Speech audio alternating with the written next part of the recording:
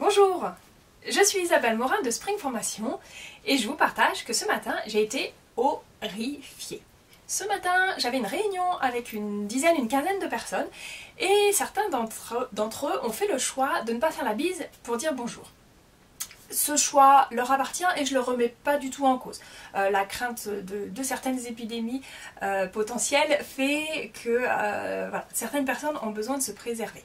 Par rapport à ça, chacun fait comme il peut, comme il veut, en fonction de ses croyances, de ses convictions.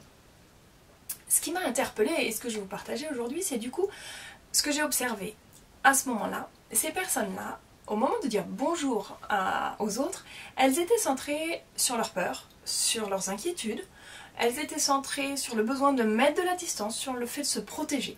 Bref, elles étaient centrées sur elles, sur des choses qui divisent au moment de rentrer en relation.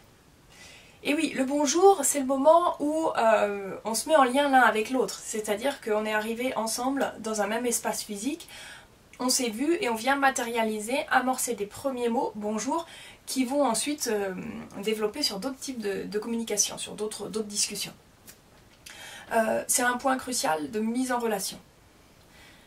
Ce qui est super important, au-delà des mots qu'on choisit, au-delà des gestes qu'on choisit, de faire la bise, de serrer la main, de mettre une main sur l'épaule, etc., c'est surtout l'intention. Quelle est mon intention au moment où je dis bonjour? Est-ce que c'est plus une espèce d'habitude automatique ou est-ce que c'est un réel lien, un moment que je prends où j'apporte de la considération à cette personne? J'ai un autre exemple de situation un peu dissonante par rapport à ça. Quand une personne est en pleine conversation, que quelqu'un d'autre arrive pour lui dire bonjour, j'observe que parfois la personne va dire bonjour tout en continuant à discuter. Autrement dit, elle dit des mots machinalement, elle fait des gestes machinalement, mais elle ne porte pas du tout d'attention à la personne.